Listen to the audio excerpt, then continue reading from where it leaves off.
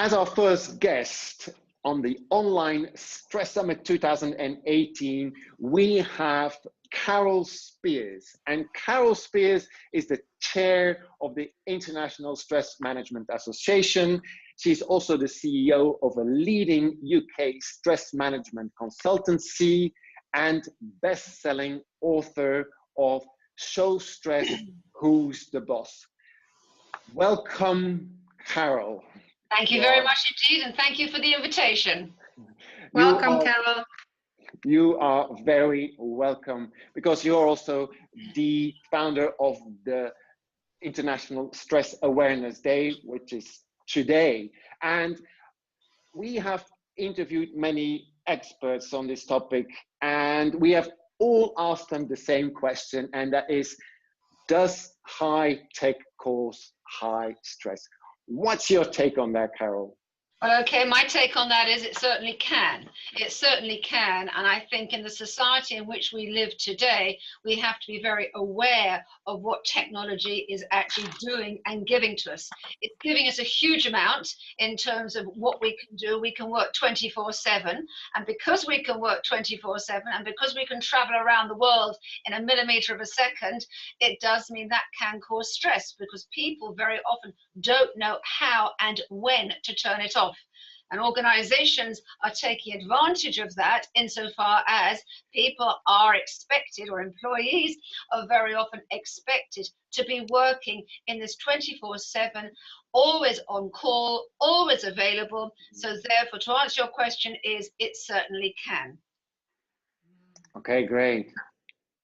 Now, Carole, can I just ask you a personal question? Because I know you have such an important role in this whole, organization. What inspired you to actually choose that team today? To actually choose what, does high tech cause high stress? What inspired you personally and professionally to use this as a team of 2018? I was seeing it very much in industry today. So every year on Stress Awareness Week, we have different themes. So the theme of technology was the one that we have obviously for this week. And it's very exciting, because what we were looking at was what was going on in industry at the moment. Were people working excessively hard? Were people managing? Were people coping? Are we seeing children now being addicted to their phones and their iPads? Is this where it's coming from? You see people, you see the phone ringing and people jumping immediately to answer the phone. It's almost as if we don't have the discipline to actually stop ourselves from doing that. So watching behavior from children to teenagers to adolescents to people working in industry, right across the board, watching that behavior, it really brought that thought to mind, which is, does it really cause high stress? Does it, or does it not? Or is just this the way that we are at the moment? So really the theme was a matter of looking at behavior, working in industry, and thinking to myself, it would be very useful to hear what other experts have to say on the topic. Yes, and they have a lot to say about it. And, that is what we're dedicating all day to this. Does high tech cause high stress? With neuroscientists, futurists, and psychologists and stress experts. I also, the International Stress Management Association has also launched a survey over the last couple of months. Can you tell us a little bit more about that? Yes, the survey was actually looking exactly at that topic, and we had many questions, excuse me, many questions that we sent out to people to answer. The response was excellent. Loads of people actually really wanted to get involved with the survey. They wanted to talk about the survey. They wanted to share their feelings, and they wanted to share their thoughts about it. The results of the survey are actually going live on Stress Awareness Day itself. So we're going to have to wait for that all the results to be there. But some very interesting results came out of that from different people, whether it's the corporate sector, the public sector, looking at even at parents watching their children, and in terms of, do they agree with children having their phones at whichever age that may well be. So we're looking at the whole of high tech as to where is it coming from. Is it starting when the baby's in the pram? Is it ending up in industry? Is it helpful? Is it not helpful? And we have many questions there and many responses from people who really wanted to give us their responses to that to answer those questions. Wow. So I'll definitely will put the link, excuse me, Danielle, but I'll definitely put on the link during the Stress Summit online so people can find that the results of that survey, which is really important because it really shows what is living in our society today. Danielle. Carole, I just want to ask a personal question. I always like to make these interviews quite authentic. So, because you've answered a little bit the question in the beginning, but I am really curious, you as someone who has been in the stress industry for so long, what is your personal thing about, does high tech cause high stress in your life? How do you feel about it and how do you deal with it? Okay, one word answer. Well, it's probably more than one word, but okay. Yeah, I have to be disciplined. And there's really, that is the key to everything. I need to know how to obviously communicate with people, whether it's by email, whether it's by phone, but you also need to know how to switch off. So if the phone rings and somebody says, your phone is ringing, I say, okay, they'll call back. It's a matter of discipline and control. They're the two words that I hold very, very dear to myself personally. You know, running a busy association, the charity, the stress and mental health charity, is extremely busy. You're always trying to connect with people, and running the week itself, there's a lot of activities going on in the week. And I'm not going to say it's stressful, but I am going to say that you need to know when to turn off for yourself. Because if you don't, it's very easy to burn out. And one thing I really don't want to do is to burn out, and I've no intention of doing so, but really it comes back to those two words. It's discipline and control. And I am in control of what I am doing. I am disciplined. I'm very disciplined. It suits me very well. But not everybody has those, not everybody's able to do that quite so easily. And not everybody has the same, some people have more pressures on them than I may well have. So therefore, if you're responsible to your boss, or your boss is responsible to their boss, there are greater challenges there that they may well have. So I do appreciate why it's not necessarily the easiest thing to do. But you ask me those two words, it is really about the discipline and control. Thank you for that. Discipline really, and control. What I want to know is like, okay, you know, this does high tech cause high stress topic was set about a year ago, and then you, myself as well, and I include Danielle in there. We went to look into this topic a little bit more deeply to understand it, to be the host of this online stress summit, and yourself also for the stress conference that will be following the online stress summit. Is there anything that you really were surprised about that you found out in this last year that you didn't know before? I think the amount of people that are really so keen to be involved was really quite overwhelming. It's almost like everybody wanted to speak at the conference. Well, not everybody can speak at the conference, but it really captured the imagination of people. It's a topic that is actually on their tongues and they want to talk about it. So therefore, it wasn't a difficult one to sell in whatsoever. I came up with the idea. It seems like an idea. You thought it was great. Danielle thought it was great. The rest of the team at ISMA thought it was great. And it was a bit like, well, let's just go for that. And so therefore, the word is, yes, I was really quite overwhelmed by the amount of people saying, this is exactly the right thing. We do need to talk about this. Because if this is the nature of industry and society today, where are we going to be in 5 years' time, 10 years' time? Where is it going to go? You know, you've got artificial intelligence, you've got people who are talking about the future, and the futurists talking about things. How is this going to happen? Where is it going to help? Are we ever going to stop and actually make some time for ourselves away from the computer screen, away from TV, or away from videos? We love everything that's moving, but you know, we aren't necessarily doing other things in our lives that we should be doing, which is to make that time for ourselves away from technology. We're almost losing the ability to think and actually have some thinking time. So technology in some ways, as phenomenal and really phenomenal as it is taking over. So that's where I come back to the control. Who's controlling who? Is it technology that's controlling us? Are we controlling technology? That is the question. I'm sure that's a question that many of the experts will be talking about in the summit, because that's key. That really, really is key, and the very essence of what the whole of the summit is all about. Indeed.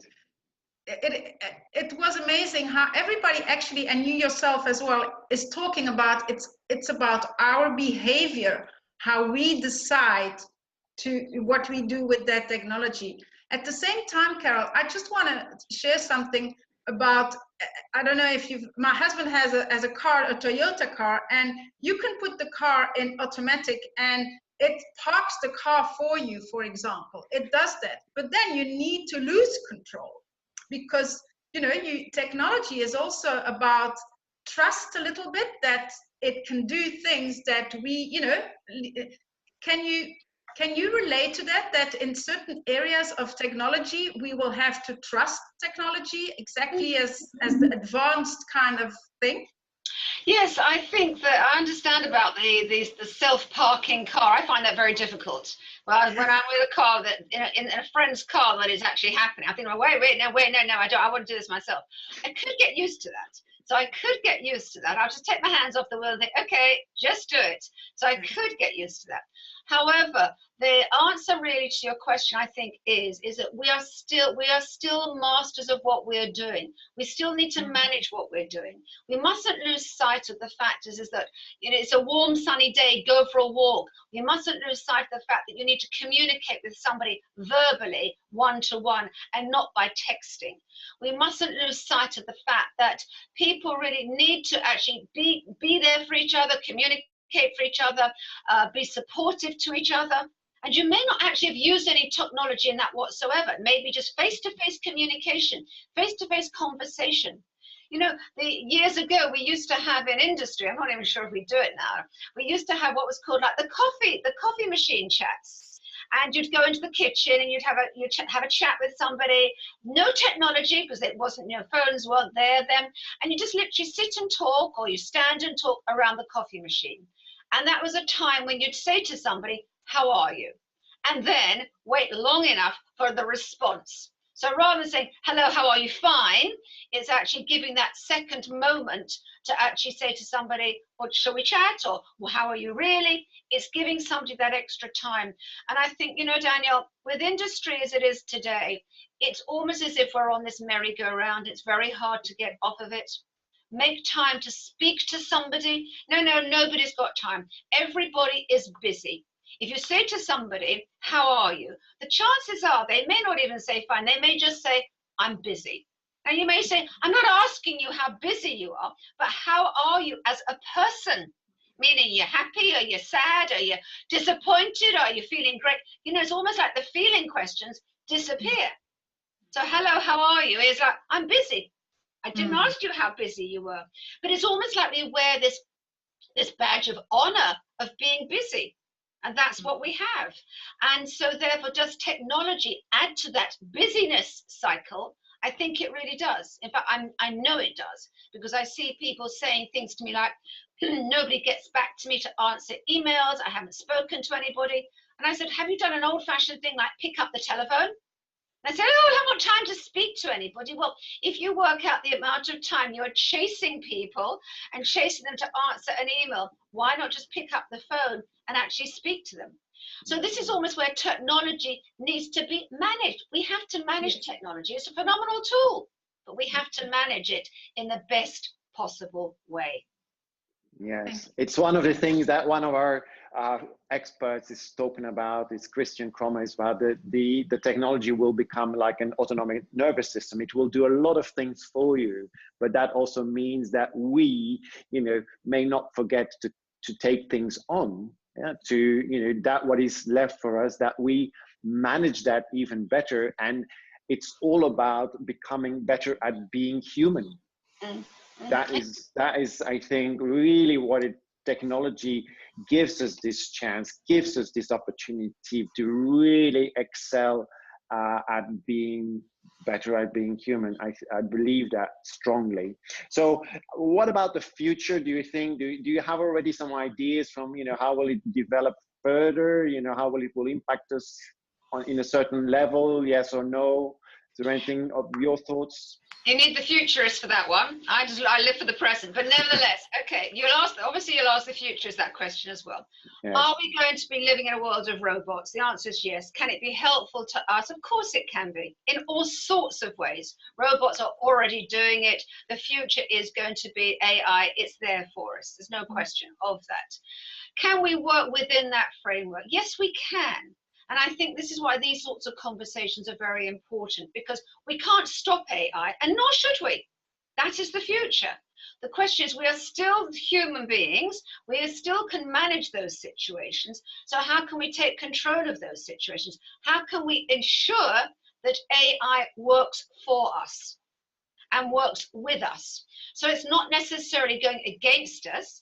I know a lot of people who sometimes thinking that AI is going against them. They're in fear and dread of AI because they're thinking they're going to lose their jobs.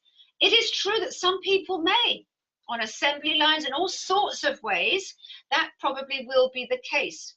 But we really have to value ourselves as people and to have created the machines. We have done that and work with them in a way that is actually to everybody's advantage, to make life easier for us. If you're asking me about the future, one thing I would say is that if I go into a restaurant and you see a family with young children, the chances are the young children, when they're sitting in the restaurant, are going to be given, and you know what I'm going to say, they're going to be given a phone, they're going to be given an iPad, everybody knows how to swipe. All these kids, 9-month baby knows how to swipe. They do it automatically, and the parents want to have a quiet evening, and so conversation stops. The child demands technology, and that's where it's happening, in the high chair. It is actually happening in the high chair, and that's where we are. So do I blame the parents? No, I'm not blaming them. I'm a mother of 3 children. From many years ago, going into a restaurant, maybe I'd also like to have had something to keep them quiet, but you can see where it's starting from. A child is actually accepting the fact that that is now becoming a crutch for them. So people are, even at the very young age, are beginning to lose the ability, not the capability, but the ability to actually communicate. And I'm talking about face-to-face. And that, I think, is a very sad, and that to me is scary. That's a scary place to be. Is it going to cause high stress? Well, that may not answer that question. If you're asking me about the future, walk into a restaurant, find some young kids there and see what they're doing. In the high chair, they're going to be on a phone or an iPad. Yes, and I have I've interviewed the expert Baroness Susan Greenfield, which is a neuroscientist who has written several books on this topic, how technology changes, the brain of children. So that is upcoming, very interesting. Danielle, I believe you as well have interviewed somebody who deals with children. And what I've done is I've tried to actually almost in every interview, talk a little bit about the future generation and what about our children, because as you say, Carole, and it comes out every time again, and it's what you have been saying in the last 20 minutes, connection. We cannot forget connection between humans, connection, taking care of yourself. All these things are discussed in every single interview, and it's really worthwhile to listen because some of them give really practical tips. Now, I think we're closely coming towards the end. Carole, I'm going to ask you as well, as we did with the experts, do you have a single tip, a single sentence, a quote, a mantra, something that you really live by around the topic that you would like to share with the audience? I think it goes back to Danielle, to actually learn to turn off, learn to switch off. Turn off your machines and switch off from the outside world, which doesn't mean that you're not aware of what's going on, but it is about making time for yourself. It really is that. The machines can be turned off. So therefore, switch it off, close your office door, and actually hear your door closed, and that is actually closed. If you can't be trusted with your mobile phone, put it in a drawer and turn it off. Just forget about it. Some people, so many people say to me, they find that their phones are like a noose around their necks. They are on call all the time and they just can't stop it. Well, the answer is, if I have a client sitting in front of me and I'll say to them, you really can. My mantra really and truly is value people, connect with each other, and turn off technology when you need to. Wow, Excellent. that's strong. Hey, Tom? Indeed. So thank you very much, Carole, for all that you've done for International Stress Awareness Day, to also the Online Stress Summit, and for the conference that is coming, and actually creating the International Stress Awareness Week. It's not anymore a day, it's a week. And that is so wonderful. So really, I'm looking forward to the other interviews today. And I really thank you from the bottom of my heart to help us in being better at being human. I have to say it again. My great pleasure.